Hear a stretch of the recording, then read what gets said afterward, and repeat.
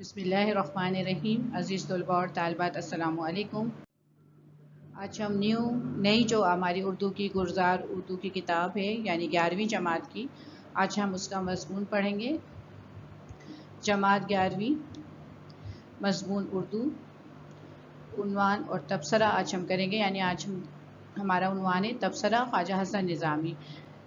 اس سے پہلے ہم نے آپ کو خلاصہ دیا تھا فاقے کا روزہ، اس کے مصنف ہے خواجہ حسن نظامی. تو آج ہم ان کے اوپر تبصرہ بیان کر رہے ہیں. صفت کے لحاظ سے یہ مضمون ہے. امتحانی اہمیت یہ ہے کہ خلاصہ اور ایم سی کیوز اور تبصرہ شامل کیا جاتا ہے. آگے بڑھتے ہیں. لیکچر نمبر ہمارا یہ تبصرے کا ایک ہے. خواجہ حسن نظامی کی خوبصورت تصویر. خواجہ حسن نظامی آپ کے سامنے ہے اس وقت. تعارف مصنف دیکھ لیتے ہیں پہلے ہم. خواجہ نظام الدین کا اصل نام حسن علی تھا. ٹھیک ہے، ہم انہیں خواجہ حسن نظامی سے یاد کرتے ہیں، لیکن آپ کا اصل نام کیا تھا؟ حسن علی. خواجہ نظام الدین اولیاء کی نسبت سے علامہ اقبال نے انہیں خواجہ حسن نظامی لکھنا شروع کر دیا. اچھا دیکھیں، یہ خواجہ نظام الدین اولیاء جو بہت بڑے بزرگ ہیں، ان سے آپ کے خاندان کا تعلق تھا. اس وجہ سے علامہ اقبال نے، جو شاعر مشرق علامہ اقبال، انہوں نے خواجہ حسن نظامی کے نام کے آگے حسن خواجہ لگانا شروع کر دیا، کیونکہ وہ نظام الدین اولیاء، خواجہ نظام الدین اولیاء کی نسبت سے تھے، تو ان کے نام کے ساتھ بھی خواجہ کا اضافہ کیا اور لکھنا شروع کر دیا. خواجہ حسن نظامی دلی میں بستی نظام الدین میں پیدا ہوئے. آپ کی تاریخ پیدائش 25 دسمبر 1878 ہے. آپ کے والد کا نام حافظ سید عاشق علی اور والدہ کا نام سیدہ چہیتی بیگم تھا. تو یہ آپ کو سمجھ آیا. آگے دیکھتے ہیں ان کا تعارف. خواجہ حسن نظامی.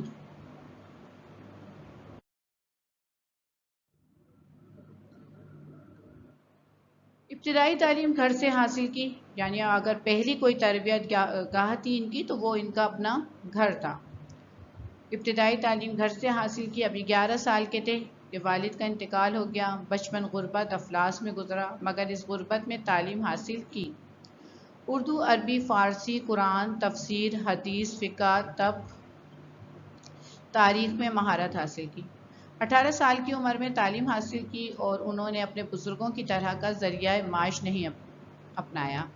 وہ کتابیں اور رسالے بیچ کے روزی کماتے تھے. آپ نے 2 اخبار نکالے، ایک کا نام منادی اور دوسرے کا توحید تھا. آپ نے روزنامہ ریت بھی نکالا، جس سے آپ کی شہرت کو 4 چاند لگے. اس مصنف کے دوسرے پیراگراف جو ہے ہمارے پاس، اس میں یہ بتا رہے ہیں کہ ابتدائی تعلیم آپ نے گھر سے حاصل کی. ابھی 11 سال کے تھے تو والد کا انتقال ہو گیا. جب والد کا انتقال ہوا تو آپ کے گھر میں غربت تھی، لیکن اس غربت میں بھی آپ نے تعلیم حاصل کی، یعنی عربی، فارسی، قرآن، تفسیر، حدیث، فقہ، کئی علوم ہیں، ان میں آپ نے مہارت دی، علم حاصل کیا. اور جب آپ 18 سال کے ہوئے تو آپ نے روٹی روزی کے انتظام کے لیے کوئی معاش اپنایا. تو لیکن آپ نے وہ طریقہ معاش نہیں اپنایا جو آپ کے بزرگوں نے اپنا نسل در نسل کر رہے تھے. یعنی وہ دربار خواجہ نظام الدین اولیاء میں رہا کرتے تھے اور ان کے خادم کی حیثیت سے وہاں کی صفائی ستھرائی یا وہاں کی جو ترتیب تھی اور یعنی مزار کے کام وغیرہ کیا کرتے تھے. لیکن حسن نظامی نے اپنے آباء و اجداد کے کام کو نہیں اپنایا، بلکہ انہوں نے کتابیں اور رسالے بیچنا شروع کر دیے. اور پھر خود بھی جب آپ کو علم سے اتنا شوق تھا، اتنی زیادہ تعلیم حاصل کی، تو آپ نے خود بھی 2 اخبار نکالے، ایک کا نام منادی اور دوسرے کا توحید تھا. اور آپ نے روزنامہ ہم کس کو کہتے ہیں؟ روزنامہ ہم کہتے ہیں جو روز کی بنیاد پہ کوئی تحریر نکالی جائے تو اس کو ہم روزنامہ کہتے ہیں. تو اس کا نام تھا ریت.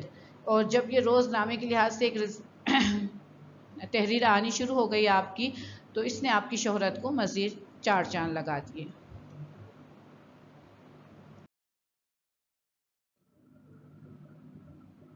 خواجہ حسن نظامی نے 16 سال کی عمر سے لکھنا شروع کر دیا تھا. یعنی ابھی آپ دیکھیں کم عمر ہی تھے اپنی روٹی روزی کا انتظام کے لیے ذریعہ معاش بھی یعنی رسالے بھی بیچا کرتے تھے، اس کے ساتھ آپ نے کتابیں بھی لکھنا شروع کری۔ ان کے پہلے مضمون کا عنوان تھا انڈیا کی نازک حالت۔ اس کے بعد انہوں نے مسلسل لکھنا شروع کیا، یہاں تک کہ وہ 30 سے 32 سال کی عمر میں وہ لگ بھگ 40 کتابوں کے مصنف بن گئے۔ یعنی ابھی آپ بہت کم عمر تھے، 30 سے 32 سال کی عمر تھی، لیکن آپ کی کتابوں کی تعداد کتنی؟ 40 تھی۔ ان کی تحریر میں ہمیں سادگی، روانی، دلکشی، طنزیہ، ظرافت، تصویر کشی، منظر نگاری، غرض وہ سب کچھ ہے جس کی بدولت اردو زبان کی جدید طرز تحریر کے موجد قرار پائے۔ جہاں ان کی جو ہم تحریریں پڑھتے ہیں تو وہ انتہائی سادہ زبان میں ہوتی ہیں، پڑھنے والے کو لطف محسوس ہوتا ہے، اس کے اندر ظرافت بھی ہوتی ہے، ایسا نہ ہو کہ پڑھنے والے کو کہیں اکتاہٹ کا شکار ہو، تو اس میں ہلکا پھلکا ہنسی مذاق بھی ہوتا ہے۔ آپ جس شخصیت کو بیان کرتے ہیں تو باقاعدہ اس کی تصویر کشی بھی کرتے ہیں کہ اس کا کیا رہنے کا طریقہ، کیا کھانے کا طریقہ، کس مزاج کا انسان تھا وہ۔ پھر اس کے علاوہ آپ منظر نگاری بھی کرتے ہیں، یعنی آپ وہ چیزیں بھی بیان کرتے ہیں کہ اگر کوئی آپ کوئی کسی بادشاہ کے بتا رہے ہیں تو دربار کا آپ حال بیان کریں گے۔ جیسے کہ کسی ابھی آپ جو پڑھا ہے فاقے کا روزہ، اس کے اندر انہوں نے باقاعدہ طور پہ بتائی کہ کس طرح رمضان آئے تھے اور کتنی غربت کے ساتھ انہوں نے تکلیفیں اٹھائیں، اس وقت کیا سما تھا، یا مسجد میں جاتے ہیں تو رمضان کی کیا رونقیں ہوتی ہیں، اس پورے منظر کو انہوں نے بڑی خوبصورتی کے ساتھ پیش کیا ہے۔ تو یہ ان کا بہت بڑا کمال ہے، غرض وہ سب کچھ ہے جس کی بدولت اردو زبان کی جدید طرز تحریر کے موجد قرار پائے۔ اچھا، مصنف جو ہیں خواجہ حسن نظامی، آپ کا جو زیادہ تر آپ کی جو تحریریں ہیں وہ تاریخی واقعات پر ہیں، یعنی غدر کے بعد کے یا جنگ آزادی کے بعد کے جو حالات ہوئے اس کے اوپر آپ نے بے شمار مضمون لکھے ہیں۔ 77 سال کی عمر پا کے 1955 میں دلی بستی نظام الدینی میں وفات پائی اور خواجہ نظام الدین محبوب کے مقبرے کے ہاتھے میں دفن ہوئے۔ جی ہاں، یہ خواجہ نظام الدین اولیاء کا مقبرہ ہے اور اس کے ہاتھے میں ہی آپ کو دفن کیا گیا۔ چلیں تعارف مصنف کے بعد ہم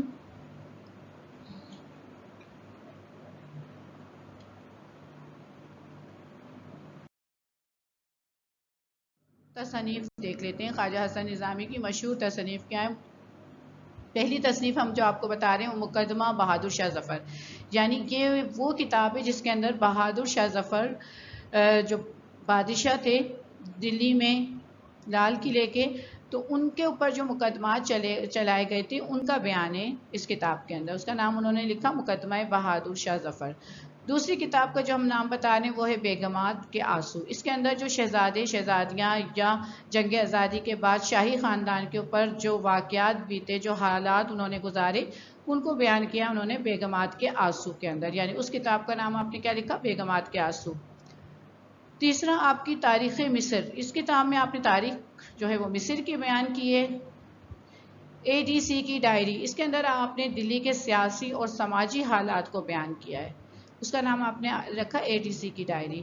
آثار اولیاء نظامی، اس میں خواجہ نظام الدین اولیاء کی بارے میں مکمل تفصیل ہے۔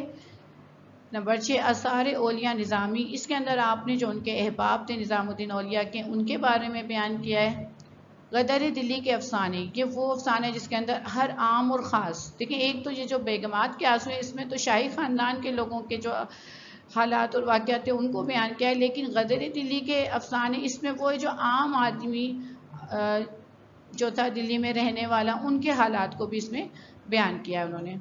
اس کے علاوہ سفر نامہ مصر و حجاز، اس میں آپ نے پھر حجاز اور مصر کی سفر نامے کو بیان کیا ہے۔ قرآن پاک کا ترجمہ کیا ہے، مفلسی کا مجرب علاج، یعنی یہ بھی آپ کی خوبصورت کتاب ہے۔ آگے بڑھتے ہیں، خواجہ نظام الدین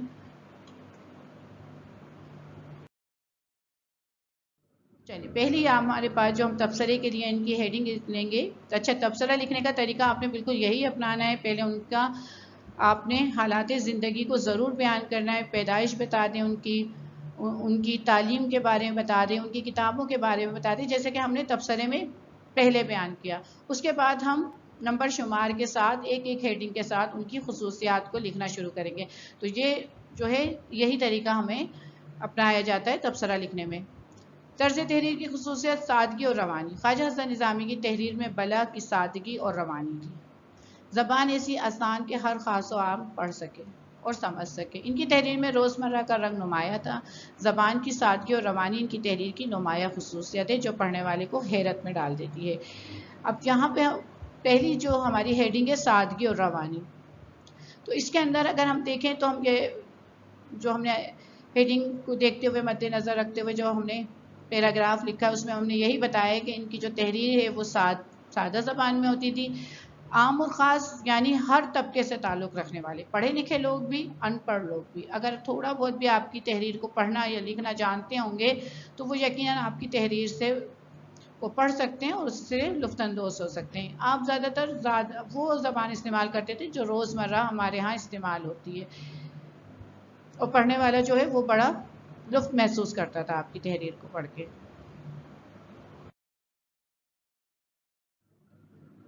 دوسرے نمبر پہ ہمارے پاس ہے ہیڈنگ بات میں بات، یعنی خواجہ حسن نظامی جو ہے وہ ایک بات ختم نہیں کرتے تھے کہ ان کی دوسری بات کا سلسلہ شروع ہو جاتا تھا کہ پڑھنے والے کو کہیں اکتاہٹ محسوس نہیں ہوتی تھی۔ خواجہ صاحب کو بات سے بات پیدا کرنے اور خیال سے خیال پیدا کرنے کا خوب سلیقہ تھا جس سے پڑھنے والے کو بڑا لطف آتا تھا۔ بڑی سے بڑی داستان کو شوق سے پڑھ لیا جاتا تھا، کہیں اکتاہٹ محسوس نہیں ہوتی تھی۔ ان کی گفتگو میں ظرافت ٹپکتی تھی۔ مثلاً بعض اوقات ابھی ہم نے جو پڑھا فاقے کا روزہ، اسی کی مثال کو ہم سامنے رکھتے ہیں۔ مثلاً بعض اوقات اماں ناراض ہو جاتی تھی، کل شام افطاری کے وقت نتھن خان گویا گا رہا تھا اور میرا دل بہلا رہا تھا۔ اب آپ یہاں دیکھیں کہ اس جملے کے اندر بھی ان کا طنز و مزاح ہے، بات سے بات ہے کہ رمضان کے دن اور جو نواب صاحب ہیں ان کو گانے بجانے کا شوق، تو اس پہ وہ تھوڑی سی خوبصورت تحریر کے ساتھ پورا واقعہ بیان کرتے ہیں۔ خواجہ حسن نظامی۔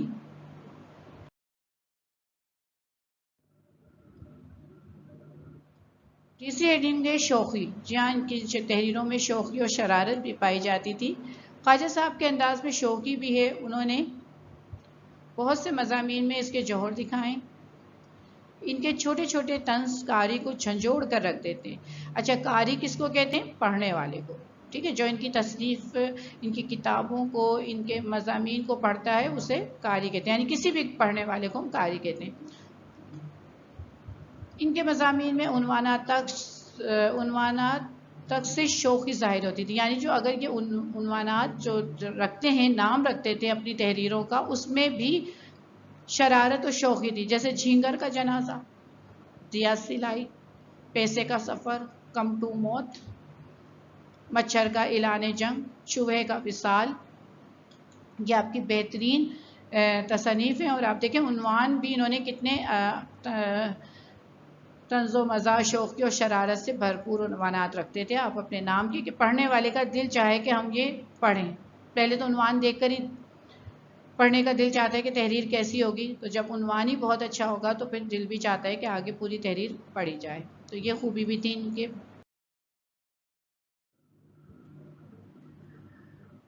آزاد ثانی، آزاد ثانی دیکھیں خواجہ حسن نظام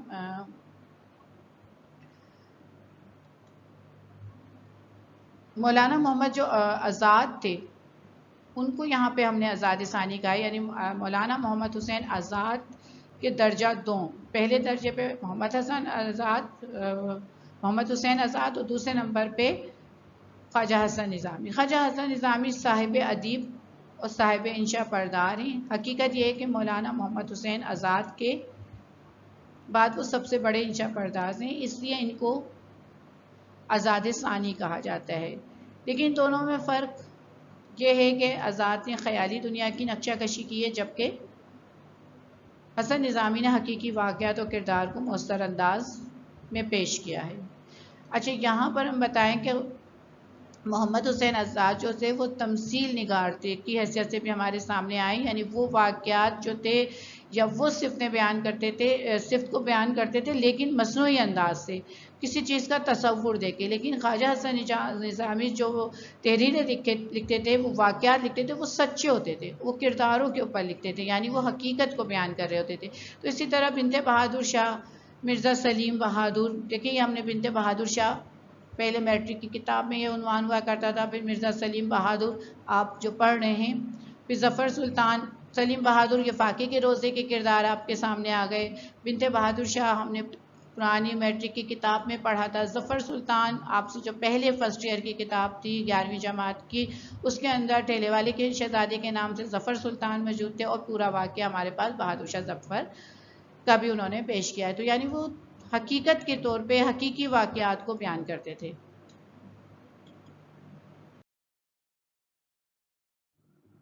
منظر نظار، منظر کشی. مصور غم کی حیثیت سے راشد الخیری بہت مشہور ہے. ٹھیک ہے، راشد الخیری بہت مشہور ہے کس کہ وہ مصور غم ہے، یعنی وہ غموں کی تصویریں پیش کرتے ہیں. لیکن خواجہ حسن نظامی بھی اس فن میں اپنا ثانی رکھتے ہیں.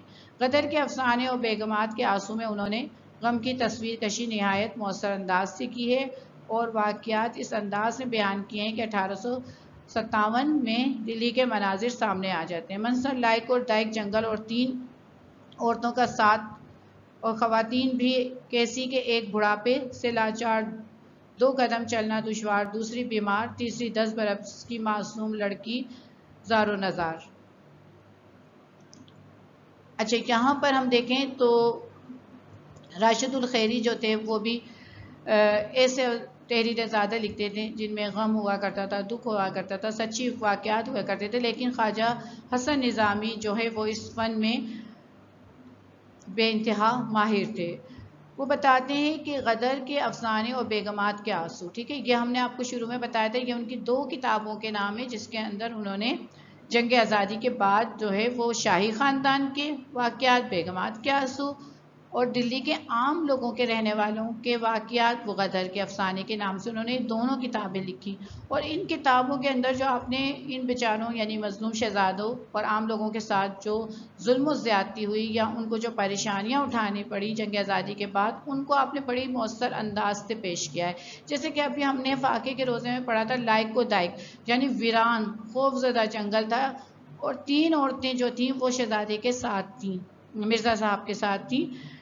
ایک تو بوڑھاپے سے 2-4 یعنی ان کی والدہ تھیں جو انتہائی بڈھی تھیں اور چلنا پھرنا بھی ان کے لیے مشکل ہو رہا تھا. دوسری ان کی بیمار بیوی تھی، اور تیسری ان کی 10 برس کی چھوٹی بہن. ٹھیک ہے، زار و نزار یعنی ان کی چھوٹی بہن ناتواں تھی، وہ ان کے ساتھ تھی. تو یہاں پہ دیکھیں انہوں نے ان جنگل کے اندر اپنی عورتوں کا حال کیا بتایا کہ حقیقت ہے اگر ہمارے ساتھ 1 مرد ہو اور 3 کمزور خواتین ہو اور ویران اور جنگل ہو تو بڑی خوبصورتی کے ساتھ انہوں نے اس کی منظر کشی کی ہے. آگے دیکھتے ہیں.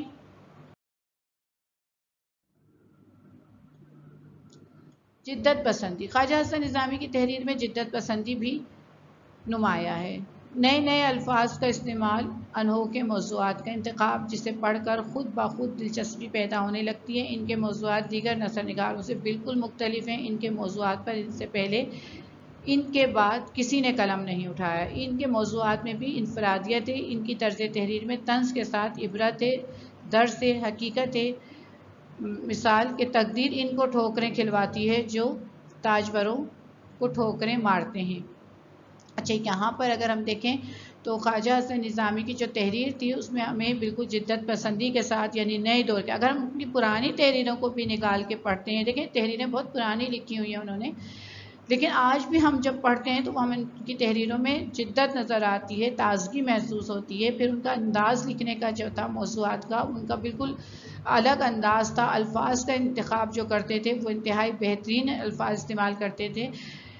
تو جو دیگر نثر نگار یا مصنف ہے ان سے آپ کو بالکل جدا کر دیتی ہے. آپ کا لکھنے کا انداز جو ہے وہ دیگر نثر نگاروں سے بالکل مختلف ہے.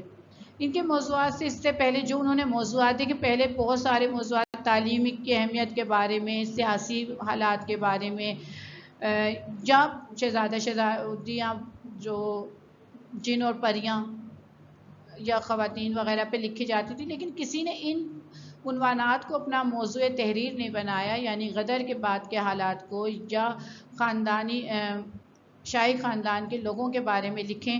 یہ واحد پہلے خواجہ حسن نظامی جنہوں نے یہ عنوانات کے نام سے یا ان موضوعات پر لکھنا شروع کیا. تو یہ خواجہ حسن نظامی کا بڑا کارنامہ ہے کہ انہوں نے پرانی یادیں، یا ہمارے لیے یہی پرانی یادیں جو ہیں یہ ہمارے لیے عبرت بن جاتی ہیں. اگر ہم ان کو پڑھتے ہیں تو اس کے اندر ہمیں بہت عبرت محسوس ہوتی ہے کہ ایک وقت جو تھا وہ ہم جو عروج سے زوال پر کس طرح آئے. اس میں پوری وہ ڈیٹیل وہ بتاتے ہیں کہ کیا عروج تھا اور بعد میں جنگ آزادی کے بعد شاہی خاندان کے ساتھ کیا ہوا. تو یہ اس کے اندر ہمیں بہت زیادہ یہ ملتی ہے، یعنی اب جو بچے پڑھ رہے ہیں ان کو یہ محسوس کرنا چاہیے کہ ان کی تحریروں کے اندر عبرت بھی موجود ہے، جس کو وہ اپنی الفاظوں میں بھی بیان کرتے ہیں، تحریر کے اندر بھی لکھتے ہیں. یہ جو ہیں یہ مرزا شیروز کی جو والدہ تھی جو راستے میں تھک گئی تھی، وہ اس وقت یہ والا جو جملہ بیان کرتی ہیں کہ تقدیر ان کو ٹھوکریں کھلواتی ہے. یعنی وہ بتاتی ہیں کہ جب ہم اقتدار میں تھے تو اس وقت ہم دوسروں کو ٹھوکریں مارتے تھے اور آج دنیا ہمیں ٹھوکریں مارتی ہے. یعنی اس وقت ہم فتوحات پر فتوحات کرتے تھے، ہماری حکومت تھی، لیکن آج ہم جو ہے خود ٹھکرا گئے. آج ہمارے اوپر کسی اور کا قصبہ کسی اور کا اقتدار ہو گیا ہے، کوئی اور ہماری سلطنت پر قابض ہو گیا ہے. تو وہ یہاں پر اس چیز کا رونا بیان کر رہی ہیں. تو وہ روتی ہوئی یہ دعا کرتی ہے تقدیر ان کو ٹھوکریں کھلواتی ہے جو تاجوروں کو ٹھوکریں مارتے تھے. یعنی وہ شاہی خاندان جو دوسروں کے اوپر حکومت کرتے تھے، آج وہ خود کسی کے غلام بنے ہوئے ہیں. آگے دیکھتے ہیں.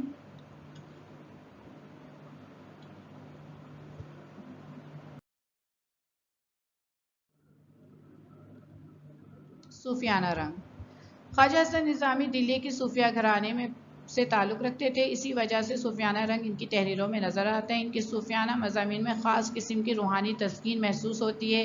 ایک سچے صوفی عاشق کی تڑپ اظہار تحریروں میں نمایاں. یعنی جیسے کہ ہم نے پڑھ چکے ہیں کہ خواجہ حسن نظامی جو تھے وہ خواجہ نظام الدین اولیاء کی نسبت سے تعلق رکھتے تھے. اس لیے آپ کے جو اندر جو جذبات تھے وہ نہایت صوفیانہ تھے. آپ کا انداز تحریر بھی بہت صوفیانہ تھا. مثلا آپ نے فاقے کے روزے میں آپ کی صوفیانہ طرز تحریر جھلکتی ہے، جس میں مسجد کی رونقیں اور رمضان کے مہینے میں خدا کے دن خدا والوں کی بہاریں.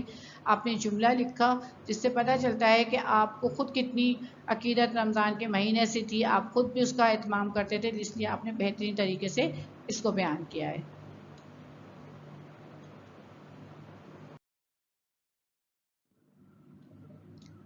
محاورات کا استعمال. وہ اپنی تحریروں میں محاورات کا استعمال کم سے کم موقع محل کی مناسبت سے اس طرح کرتے جیسے انگوٹھی میں نگینہ جڑا دیا ہو. محاورات کے استعمال سے تحریر کو خوبصورت بناتے. مثلا زیر و زبر ہونا، جی الجھتا ہے. دیکھیں یہ دونوں لفظ استعمال ہوئے. جب دلی زیر و زبر ہو گئی تھی تو یہ بھی محاورہ ہے، اور جی الجھنا بھی محاورے میں استعمال ہوتا ہے. تو بڑی خوبصورتی کے ساتھ تحریروں کے اندر محاورات کو استعمال کرتے تھے.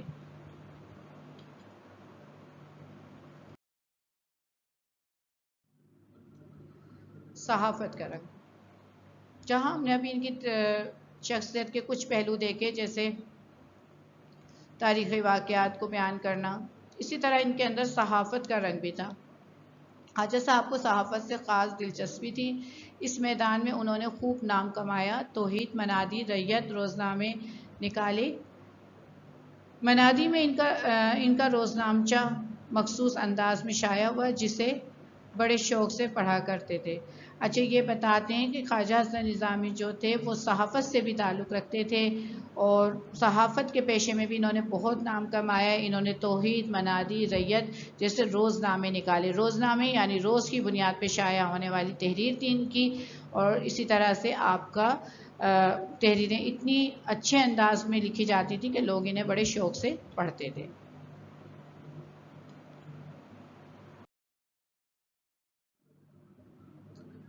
صداقت اور خلوص. خواجہ حسن نظامی کی تحریر میں صداقت اور خلوص کوٹ کوٹ کے بھرا ہے. بیگمات کے آنسو میں ان کے جذبات اور صداقت کی عکاسی اس طرح ہے کہ خود بخود آنکھیں نم ہو جاتی ہیں. مولانا عبد الماجد دریا آبادی لکھتے ہیں کہ وہ ساز سے سوز کے مالک تھے. خواجہ حسن نظامی خود اس بات کے بارے میں لکھتے ہیں کہ ان کی کتاب میں نہ بناوٹی آنسو بہائے، نہ کربلا کا ذکر کیا، بلکہ دلی کے شاہی خاندان کی داستان ہی ایسی ہے کہ جو سنتا ہے وہ رونے لگتا ہے. وہ یہ کہتے ہیں کہ خواجہ حسن نظامی یعنی اس ہیڈنگ یا اس پوائنٹ یعنی صداقت و خلوص میں ہمیں یہ بتایا جا رہا ہے کہ خواجہ صاحب جو لکھتے تھے تحریریں وہ انتہائی خلوص اور جذبات کے ساتھ لکھتے تھے، یعنی اس کو محسوس کرتے ہوئے لکھتے تھے. تو اس طرح کے الفاظ استعمال کرتے تھے کہ پڑھنے والے کے آنسو آ جایا کرتے تھے. تو جو مولانا عبد ماجد دریا آبادی وہ خود کہتے ہیں کہ 7 سے زیادہ سوز کے مالک، سوز کہتے ہیں درد کو، یعنی وہ ان چیزوں کا زیادہ استعمال کرتے تھے یا اس کی حقیقت کو اس حد تک بتاتے تھے کہ اس کے اندر درد موجود ہوتا تھا۔ پھر وہ بتاتے ہیں، خواجہ حسن نظامی خود بھی اپنے بارے میں کہتے ہیں کہ میں نے کتاب میں نہ بناوٹی آنسو بہائیں نہ کربلا کا ذکر کیا، لیکن دلی کے شاہی خاندان کی داستانی حیثیت کہ جو سنتا ہے وہ رونے لگتا ہے، یعنی جو واقعی ان کے ساتھ جو حالات پیش آئے خواجہ حسن نظامی نے بالکل خلوص اور ایمانداری کے ساتھ اس کو بیان کیا ہے۔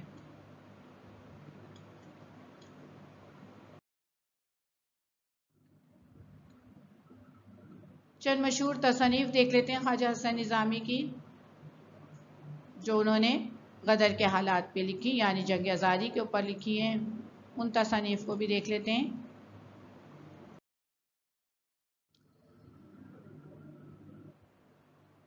غدر کے فرمان، غدر کی صبح، دلی کا آخری سانس، بہادر شاہ ظفر کا مقدمہ، 1857 چشم دیدہ حالات، بیگمات کے آنسو۔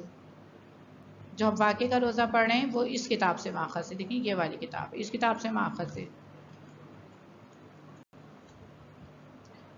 چند مشہور تصانیف بھی ہم نے ان کی دیکھ لی۔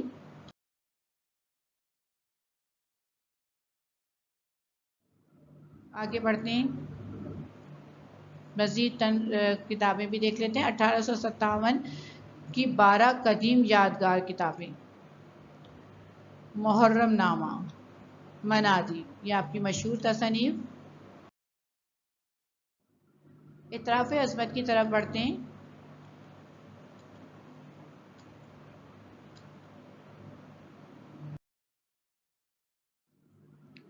رام بابو سکسینہ کیا کہتے ہیں خواجہ حسن نظامی کے لیے؟ وہ کہتے ہیں خواجہ صاحب معمولی سے معمولی مضامین اور خیالات کو نہایت دلکشی اور مؤثر طریقے سے ادا کرتے ہیں اور نئے نئے الفاظ ایجاد کرتے ہیں۔ ٹھیک ہے، یہ رام بابو سکسینہ کا خیال تھا کہ وہ جو ہے معمولی سے معمولی مضامین اور خیالات کو بہت مؤثر انداز سے پیش کرتے ہیں۔ مولانا عبد الماجد دریا آبادی کیا کہتے ہیں؟ ان کے زمانے میں نہ کوئی پیدا ہو سکا اور نہ کوئی آج تک پیدا ہو سکے گا۔ وہ صحیح معنوں میں عوامی ادیب تھے، وہ 7 سے زیادہ سوز کے مالک تھے، یعنی وہ بتاتے ہیں کہ جس طرح سے خواجہ حسن نظامی لکھتے تھے تو اس وقت بھی ان کا کوئی ثانی نہیں تھا، اور اب جب ان کا انتقال ہو گیا، وقت گزرتا جا رہا ہے تو ابھی تک ان کے جیسا کوئی لکھنے والا نہیں آیا اس دنیا میں۔ آگے دیکھتے ہیں، وقار عظیم، خواجہ صاحب کو سرخیاں تلاش کرنے میں بے حد مہارت حاصل ہے۔ ان کے افسانے کی دلکشی اور سرخیوں کے علاوہ ان کے طرز بیاں اور زبان میں دلکشی ہے۔